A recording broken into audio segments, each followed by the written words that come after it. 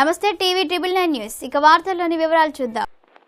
ధాన్యం కొనుగోలు కేంద్రాలను ప్రారంభించిన రవీందర్రావు వరంగల్ జిల్లా నర్సంపేట నియోజకవర్గం ఖానాపూర్ మండలం అయోధ్య నగర్ గ్రామంలో వరి ధాన్యం కొనుగోలు కేంద్రాలను ప్రారంభించిన నియోజకవర్గ కన్వీనర్ వరంగల్ డీసీసీ అధికార ప్రతినిధి తక్కలపల్లి రవీందర్రావు. ఈ క్రమంలో రవీందర్రావు మాట్లాడుతూ తేమ శాతం 17 లోపు ఉన్న ధాన్యాన్ని 40 కేజీల బస్తా తూకంతో కొనుగోలు చేయాలన్నారు.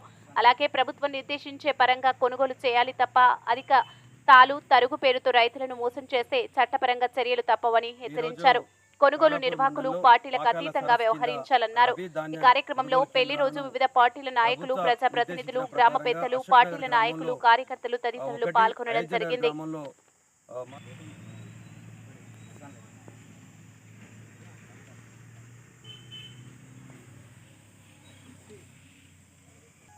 ఈరోజు ఖానాపూర్ మండలంలో పాకాల సరస్సు కింద రబీ ధాన్య కొనుగోలు కేంద్రాలను ప్రభుత్వ నిర్దేశించిన ప్రకారంగా అశోక్ నగర్ గ్రామంలో ఒకటి, అయోధ్య నగర్ గ్రామంలో మరోటి, ఈ రెండింటిని కూడా కొనుగోలు కేంద్రాలను ఈరోజు గ్రామ పెద్దలందరి సమక్షంలో, రైతుల సమక్షంలో ప్రారంభించుకోవడం జరిగినది. ఏదైతే ఈరోజు కష్టపడి పండించుకున్న పంటకు ప్రభుత్వం కల్పిస్తున్న మద్దతు ధరకు కొనుగోలు చేసే రీతిలో ప్రైవేటు మార్కెట్ వ్యాపారస్తుల చేతిలో రైతులకు మోసం జరగకుండా, దగా జరగకుండా ఈరోజు మద్దతు ధరకే కొనుగోలు చేయాలన్న ఆలోచనతోటి ఈ కొనుగోలు కేంద్రాలను ప్రారంభించడం జరిగింది. గతంలో కూడా ప్రతి పంటకు ధాన్యం కొనుగోలు కేంద్రాలను ఏర్పాటు చేయడం ప్రభుత్వం ఆనవాయితీ. కానీ ఈసారి కూడా అదే పరంపరలో కొనుగోలు కేంద్రాలను ఏర్పాటు చేయడం జరిగింది. అయితే ఇందులో ప్రధానమైనది ఏంటంటే ఈరోజు మండుతున్న ఎండల నుండి కాపాడుకొని ఈ సాగునీటి ఇబ్బందులు ఏర్పడుతున్న తరుణంలో కూడా రాత్రి పగలనకుండా పంట పండించిన రైతుకు ఎక్కడ కూడా మార్కెట్లో దగా జరగొద్దు, మోసం జరగొద్దు. కాబట్టి ఆ రైతుకు న్యాయం జరిగే రీతిలో వీలైనంత వరకు ప్రభుత్వం రైతాంగాన్ని ఆదుకోవాలనే ఆలోచనతోటి ఈరోజు ఈ కేంద్రాలను ఏర్పాటు చేసిన ఉద్దేశం.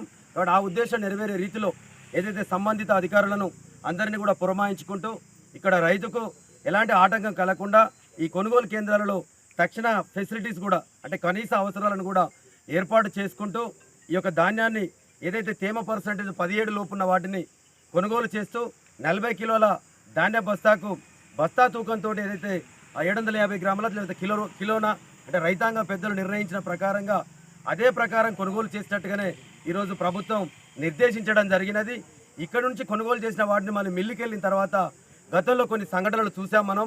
ఏదైతే అక్కడేదో మళ్ళీ కొర్రీలు పెట్టి తాలుందని, తేమ ఉందని, లేకపోతే మన మ్యాచర్ ఉన్నదని చెప్పి కూడా మళ్ళీ కూడా ట్రక్ షీట్లు మార్చిన సందర్భాలు కూడా, రైతులకు ఇబ్బందులైన సందర్భాలు కూడా చూడడం జరిగింది. కానీ అలాంటి ఏవి కూడా ఉండకూడదని చెప్పి ఏదైతే జేడీఏ గారు, తర్వాత డీసీఓ గారు, తర్వాత DSO district civil supply officer ఏదైతే ఈ జాయింట్ అజమాయిషిలో జేసీ గారి సమక్షంలో కలెక్టర్ గారు పాల్గొంటూ కూడా కొన్ని నియమ నిబంధనలు కూడా వారికి చెప్పడం జరిగింది. అంటే జిల్లా అధికార యంత్రాంగం కింది యంత్రాంగానికి కూడా ప్రభుత్వం ఏ లక్ష్యంతో అయితే ఉన్నదో ఆ లక్ష్యం నెరవేరే రీతిలో ఆ లక్ష్యానికి తూట్లు పొడిచి ఓ ఏరియాలో